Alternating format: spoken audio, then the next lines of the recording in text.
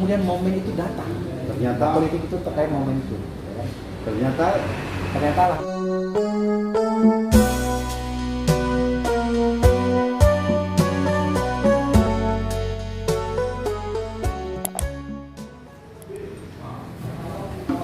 wah, selamat siang. Selamat siang. Mas Boho. Pakai masker dulu. Mas Boho.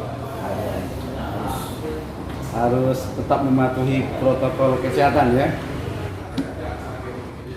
Baik pemirsa, selamat siang buat seluruh masyarakat Jambi dimanapun berada. Hari ini kita kembali lagi bersama channel YouTube Bincang Kita. Baik teman-teman, kali ini tidak asing lagi kita menyapa sahabat kita, teman kita yang akrab bergelut di bidang baik di bidang sosial, politik, dan apapun pokoknya. Pastinya beliau juga seorang aktivis di Jambi. Siapa lagi yang tidak kenal beliau, yaitu saudara kita Hasan Mabruri alias Boho. Nah, selamat siang Bang. Selamat siang, Bung Idris. Baik Bang. Penggiat media sosial ternama Jambi. Waduh, jangan berlebihan Bang. Biasa-biasa nih Bang. Senang sekali bisa hadir dulu bersama Bung Idris. Baik. Jadi ini Bang, tema kita hari ini Bang tidak membahas seputar MK atau apa, tetapi hari ini kami membaca beberapa media, Bang Boho itu terpilih sebagai ketua harian Partai Amanat Nasional ini. Kami ingin tahu cerita itu. Padahal dulu sebelumnya berdirinya tidak tahu di mana, apakah di Demokrat atau PAN, yang sebenarnya kita nggak tahu ini. Nah kita ingin tahu ulasan dari Bang Boho agar kami juga bisa mendapat pencerahan ilmu-ilmu dan trik-trik Bang Boho bisa mendapatkan juga sebagai ketua harian PAN Kota Jambi. Karena ini nggak mudah, ya kan? Kok bisa Bang Boho mendapatkan kepercayaan amanah itu untuk Bang Boho memimpin ketua harian Partai Amanat Nasional ke depan. Dan juga ingin tahu nanti apa sih gebrakannya nanti Bang Boho ketika sedang menjalankan ketua harian ini untuk kedepannya Bang Boho. Terima kasih Bung Idris. Yang pertama, seperti kita ketahui bahwa PAN ini adalah salah satu partai politik, salah satu partai politik yang ada di Indonesia. Dan berikutnya tentu saya mengucapkan terima kasih atas perkenan seluruh elemen di Partai Amanat Nasional, mulai dari Dewan Pimpinan Pusat, Dewan Pimpinan Wilayah, dan tentu teman-teman di Dewan Pimpinan Daerah Kota Jambi yang telah sudi menerima saya bergabung di Partai Amanat Nasional. Dan ini suatu kebanggaan tersendiri bagi saya bisa masuk dalam Partai Amanat Nasional. Partai Amanat Nasional bagi saya cukup spesial. Cukup spesial. Saya melihat Partai Amanat Nasional ini sebuah partai yang sangat modern, partai yang sangat kekini-kinian.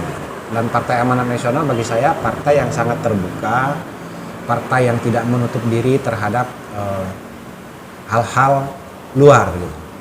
Nah, bagi saya sebuah partai politik memang harus seperti ini, karena esensi fungsi partai politik itu adalah menjadi wadah bagi warga negara, bagi masyarakat untuk bisa menjadi perpanjangan tangan dari warga masyarakat, baik itu di legislatif maupun di eksekutif.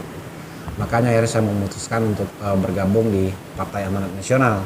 Sebentar, sebelumnya di mana kemarin? Saya pernah di Partai Demokrat. Saya terakhir sebagai sekretaris DPC Partai Demokrat Kabupaten Merangin. Tapi semenjak 2017 saya menyatakan nonaktif dan memang tidak masuk menjadi pengurus partai manapun sejak 2017 sampai akhirnya memutuskan untuk bergabung di Partai Nasional.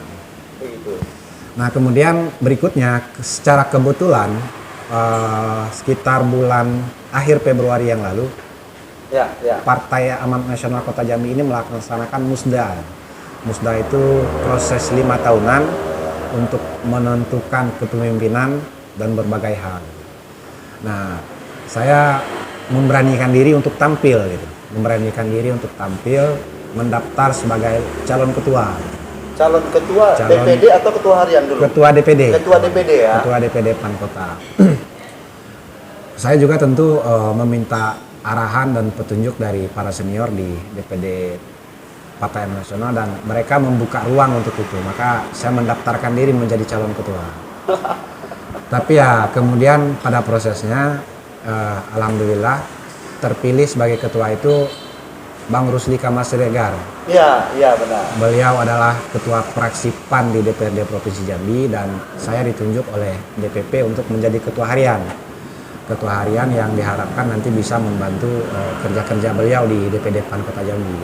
Oke, bentar. Artinya kemarin waktu pemilihan DPD PAN itu sendiri terpilihlah Bang Rusli Kamal Siregar ya. Ya. Bang Rusli Kamal Siregar terpilih. Nah lantas bagaimana bisa masuk seorang boho ini menjadi ketua harian dan dipercaya oleh Bang Rusli menjadi ketua harian PAN ini? Proses menjadi ketua harian ini memang ini proses. Jadi di PAN itu ada mekanisme. Ya. Jadi mekanisme di PAN itu dia sistem formatur. Kemudian orang yang mendaftar menjadi calon ketua itu nanti akan ditunjuk oleh DPP itu apakah menjadi formatur atau tidak. Itu DPP yang menentukan, Dewan Pimpinan Pusat. Ya. Kalau PAN itu pimpinannya saudaraku Pak Zulkifli Hasan ya, sebagai ketua umum. Nah kemarin di DPD PAN Kota itu kalau saya tidak salah yang mendaftar menjadi calon ketua itu ada 12 orang. 12 orang, kemudian di DPP dikerucutkan menjadi 8 orang. Ya. 8 orang itu 4 orang anggota fraksi yang otomatis menjadi anggota formatur dan 4 orang itu di luar fraksi. Nah kemudian dari 8 orang itu DPP mengkerucutkan lagi menjadi 3 orang sebagai pimpinan formatur. Sebagai pimpinan formatur yang ditunjuk itu yang pertama ya Bang Rusli, kedua saya, yang ketiga ada saudaraku Ibu Asmawati. Nah setelah dikerucutkan lagi kemudian DPP mengambil kebijakan. Ini kebijakan DPP. Oh, kebijakan DPP. Kebetulan Bang Rusli ditunjuk oleh DPP sebagai Ketua DPD Kota Jambi. Saya ditunjuk sebagai ketua harian. Kemudian Bu Asmawati itu ditunjuk sebagai bendahara dari DPD. Ini kebijakan dari DPP langsung. Luar biasa ya. Ini luar biasa teman-teman. Tidak ada lagi istilahnya perintah. Walaupun Bang Kamal terpilih selaku ketua DPD PAN Kota, ternyata PAN juga ini sangat luar biasa cara mengeksekusi bagaimana nanti struktur organisasi PAN itu agar tetap berjalan. Ternyata DPP ambil kebijakan agar PAN itu tetap profesional dan solid. Profesional dan solid untuk kedepannya ya, seperti itu. Lanjut Bang, kita mau nanya sedikit ini. Terpilih sebagai ketua harian. Pasti Abang punya program-program khusus ini bagaimana gebrakan PAN Kota ini ke depan. Atau mungkin kembali nanti Abang sendiri nggak tahu apakah mau nyalon atau apa.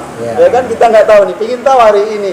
Maka kita manggil Abang ini. Seperti apa gebrakannya Bang? Tentu saya tidak bisa berbicara banyak terkait gebrakan lah ya. Yang jelas misalkan tadi kami habis rapat tim formatur untuk menyusun kepengurusan PAN Kota Jambi. Secara total kebetulan memang untuk periode ini sesuai dengan aturan DPP itu kan pengurusan PAN untuk pengurus hariannya itu sangat terbatas Ya. Kalau dulu pengurusnya itu bisa mencapai 90 orang. Di pengurus harian sekarang itu untuk pengurus harian dibatasi hanya sekitar 25 orang kurang lebih 25 orang. Nah, dan ini yang pertama tadi hasil rapat formatur kami ingin menyusun seluruh pengurus partai ini yang solid, yang betul-betul ada dua pertimbangan.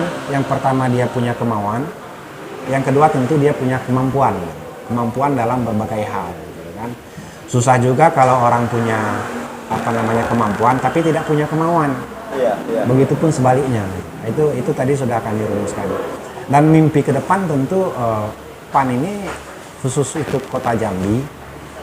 Wajar kita mempunyai target-target seperti juga partai lain. Apalagi hari ini misalkan mudah-mudahan tidak ada kendala di MK.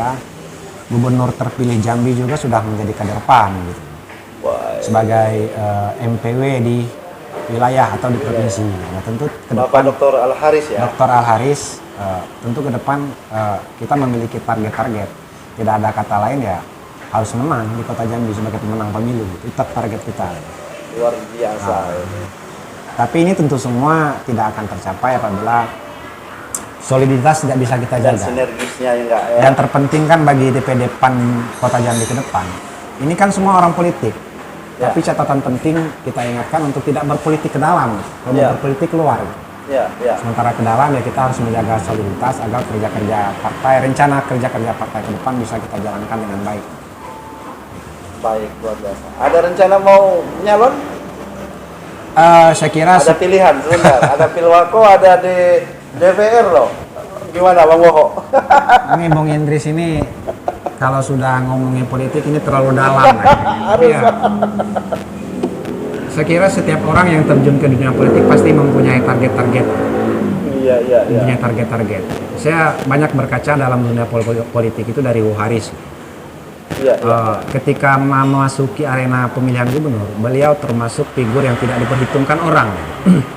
Yang pertama mungkin orang berhitung itu kita lihat ramai sekali di media sosial Bung Idris. Iya, betul. Yang pertama beliau ini orang bertanya mau maju dari partai apa, ya kan? Itu pertanyaan orang di awal. Betul, betul, Al-Haris betul. ini seleranya terlalu tinggi, mau maju dari partai apa? Iya, iya, iya, iya, iya. Ada tak partai kalau bahasa kita Jambi itu ada tak partai yang kayak gitu? Iya, iya, iya, iya. Yang kedua, yang selalu kita lihat misalkan yang bergulir di media sosial maupun dari pembicaraan warung ke warung, Al-Haris maju jadi gubernur ini dapat duit dari mana? Iya, iya, iya. Ini iya, dua iya. pertanyaan yang selalu muncul. Betul, betul. Tapi kemudian dalam dunia politik, orang bilang politik dinamis tidak hanya dari segi misalkan pertarungan person to person, Iya, tapi memang dunia politik itu sangat dinamis. Dinamikanya luar biasa.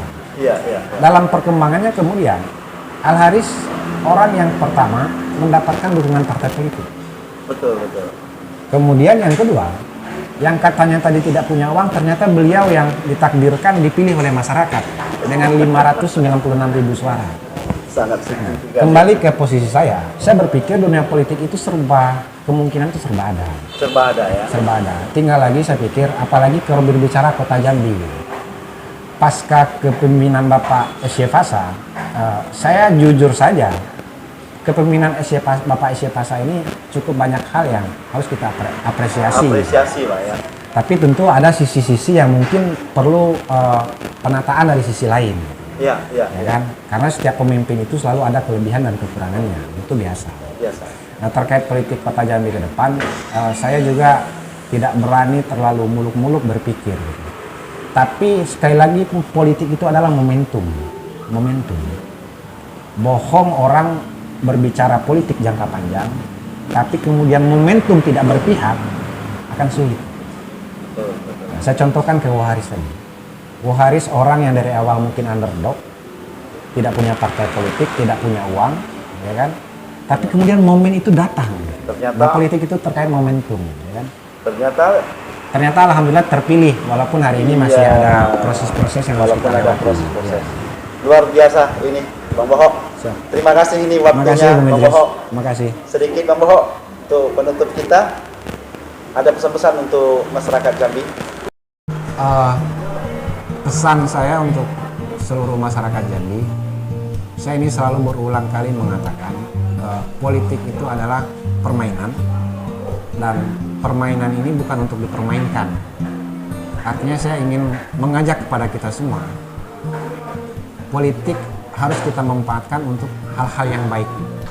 Kemudian kalau ada perbedaan, kalau ada pertengkaran, itu sesuatu yang lumrah dalam politik. Tapi harus diingat, perbedaan dan pertengkaran yang kita pelihara itu tidak akan membawa keuntungan apa-apa. Jambi ini sudah terlalu lelah dengan pertengkaran-pertengkaran yang ada. Kita ini kecil. Jambi ini hanya berpenduduk kurang lebih 3 juta jiwa. Yang bisa memajukan Jambi adalah persatuan kita.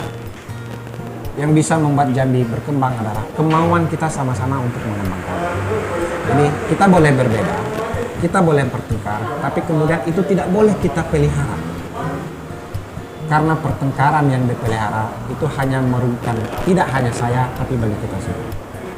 Momen pilgub telah selesai, kita tinggal menunggu keputusan Mahkamah Konstitusi. Apapun aturan kemudian yang terjadi setelah ini, saya kira saatnya masyarakat Jambi bersatu, saling bahu-membahu untuk menciptakan Jambi yang betul-betul maju, bisa mengejar ketertinggalan bidang infrastruktur, bidang pendidikan, ekonomi, sosial, dan lain sebagainya. Dan ini butuh dukungan dari semua. Bersatulah untuk kita semua. Terima kasih. Baik teman-teman, itulah dia hari ini singkat bincang kami bersama abang kita Hasan Mabruri, atau sering disapa akrab dengan Boho gitu perbincangannya. Mungkin kami pamit undur diri, sampai jumpa kembali bersama bincang kita, dan jangan lupa subscribe. Sebelum ditutup, saya ingin menyampaikan jujur, saya mengenal Bung Idris ini sudah cukup lama. Sudah cukup lama bagi saya. Beliau ini seorang penggiat sosial yang konsisten. Waduh. Beliau ini memang kadang-kadang agak zigzag, tapi saya melihat beliau ini zigzagnya dalam batasan-batasan tertentu. Dan saya betul-betul mengapresiasi beliau lah terkait kegiatan beliau di media sosial. Dan saya kira ini kan juga bagian dari bagaimana demokrasi kita menjadi hidup, tentu dengan batasan-batasan etika. Tapi saya mengapresiasi beliau dan luar biasa program dan Bung Idris ini. Terima kasih. Sampai jumpa. Assalamualaikum warahmatullahi wabarakatuh.